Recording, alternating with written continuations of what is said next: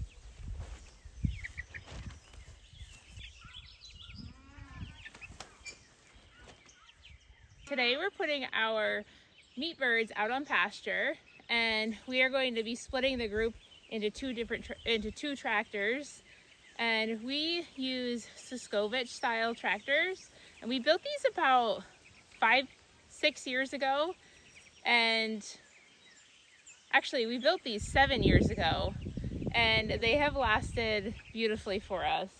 They've definitely seen some weather and have been through it all, but they're still holding strong and we really haven't had to do any maintenance at all on them. The only thing we change out every year are the tarps.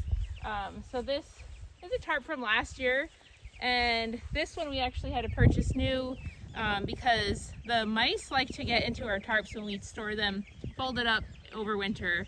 So a lot of times we'll open them up and find that there's a bunch of holes in them from the mice. So we did get a new tarp, this brown tarp for this tractor, and it should work perfectly for this season. So I already have half of the meat birds in this tractor here and they're doing well.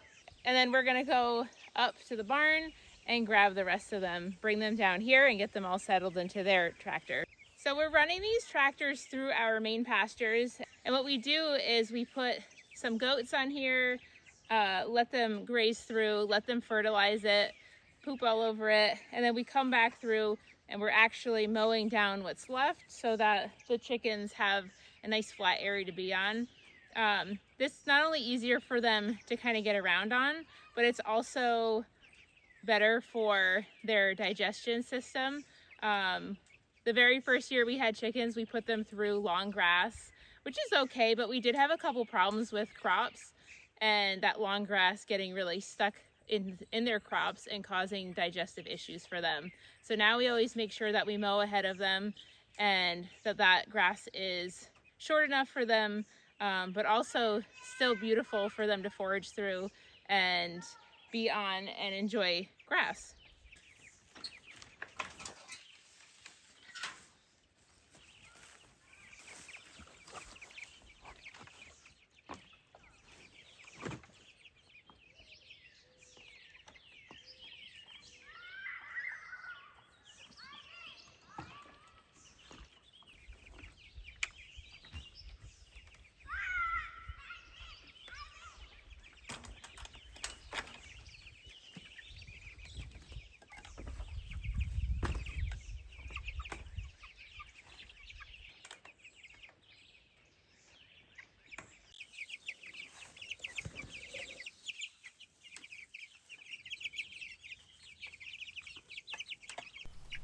Now, a lot of people will say that Cornish cross won't forage and they don't do very well on pasture, but I find that they do quite well, actually.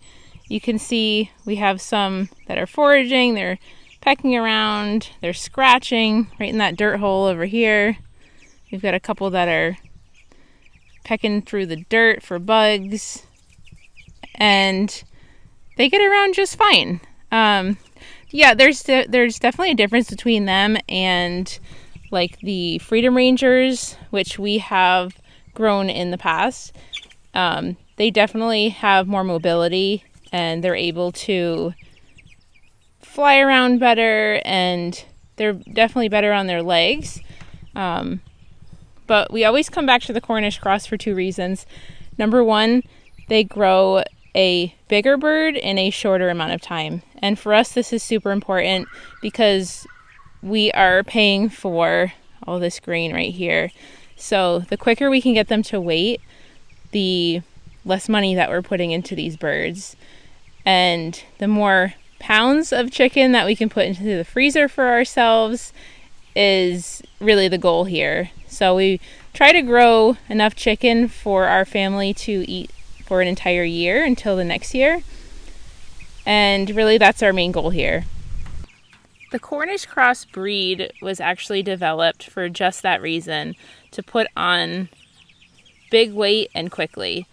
And they are quite an amazing animal that in just 8 short weeks we have, a full grown up to 6 or 7 pound chicken in the freezer. And this provides so much nutrition, so much protein for our family. And we just absolutely love growing these for ourselves. And I am a big proponent that labels in the grocery store can be pretty deceiving. Look at that little one running around with a worm. Everybody wants it.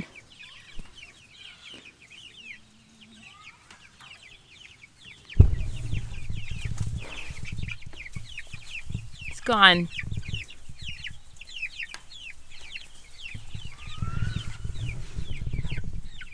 What I was saying was I'm a big proponent of... Oh, he still got it.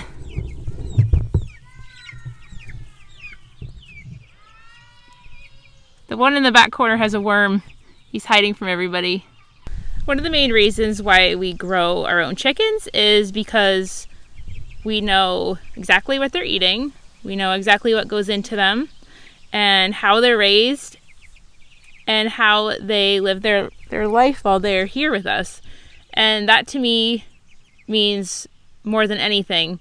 Obviously, we are cost conscious on how much it costs us to raise these birds, but there is an invaluable piece to us that we know exactly how these birds were raised and that we're raising them exactly how we want them to be before they end up on the dinner table. This one's got a worm.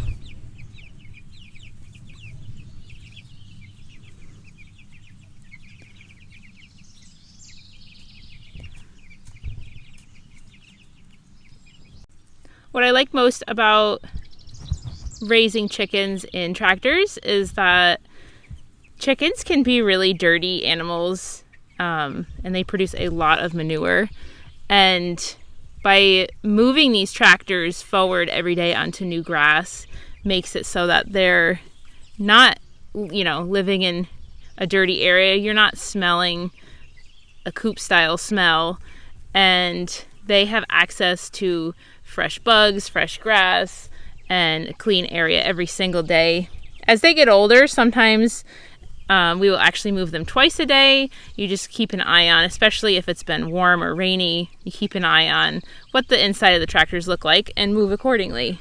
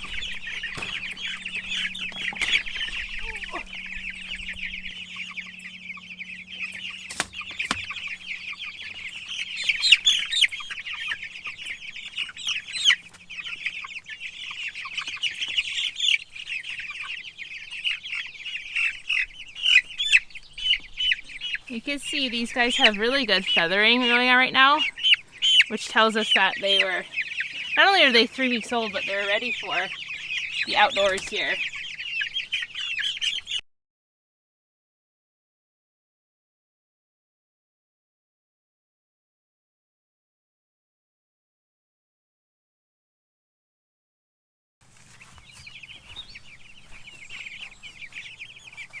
Now within the first 2 minutes really of being out here, these guys are already exploring. They're already foraging, looking for bugs, seeds, all the things, eating the grass.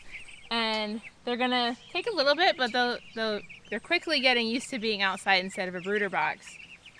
Now the main thing that we wanna pay attention to still is temperature and how they're doing based on the temperature outside. And here in Vermont, we're still getting down into the 50s at night, so that's still pretty cold for them. But what we can do for them is we can take some hay, we can make like a padding underneath them.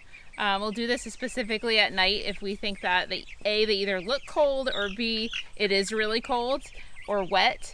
We'll take a padding of hay, it gets them up off the ground, off the cold, wet, damp, and it gives them a place to kind of nest that stays insulated and warm. You can do this with hay. We've been doing this with the grass that's been mowed down and dried. Basically just take a big pile of this and put it in there, giving everybody a space to get up off the wet, cold ground. Lastly, what you can do if you're really worried about temperatures at night and they're out on pasture is you can run a heat lamp out into the field. We did this one year, but we were much closer to the closest electric outlet. Right now where we are, we wouldn't have enough extension cords to make it out here. But we've been doing just fine with just some hay down if it's super cold or if it's really rainy overnight, and everybody's been doing great that way. What I should say is that the birds on your right, the birds in the other tractor have been out a little bit longer than these guys, so they have been experiencing more weather. This will be their first day and first night tonight out on pasture, but those guys have been doing great. And like I said, we've been just using some hay pads to keep them up and give them a little bit more warmth at night.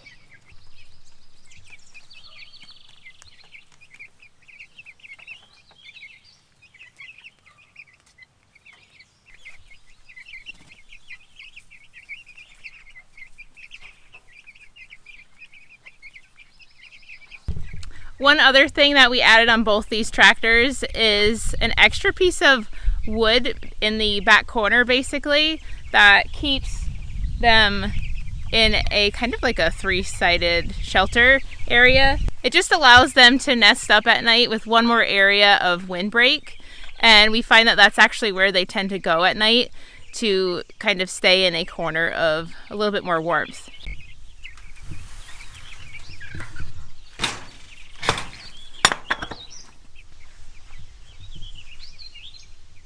Now the last thing that we're going to do out here is some predator protection. In the past, we've had many times that predators will actually dig right under these chicken tractors and get in there, and they can do a lot of damage to a lot of chicks. So what we are going to do is set up some electric netting and make sure that everybody has an extra layer of protection overnight.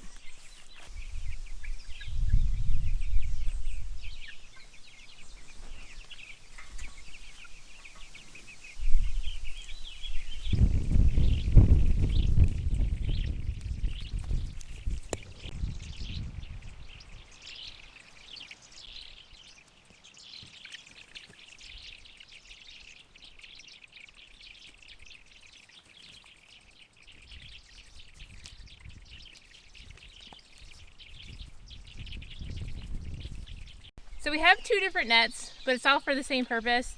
Our main concerns here are skunks and raccoons, both of which have been problems for us in the past.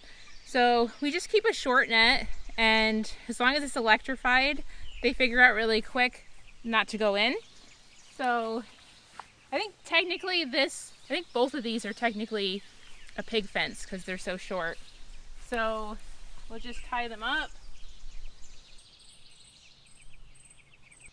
So because we set this netting is also another reason why we make sure that the grass is clipped before the chickens go through. That way this netting doesn't have to sit and go through really long grass, and essentially it won't ground out, and so it will still stay nice and strong and be able to be a useful electrify if there's a predator snooping around.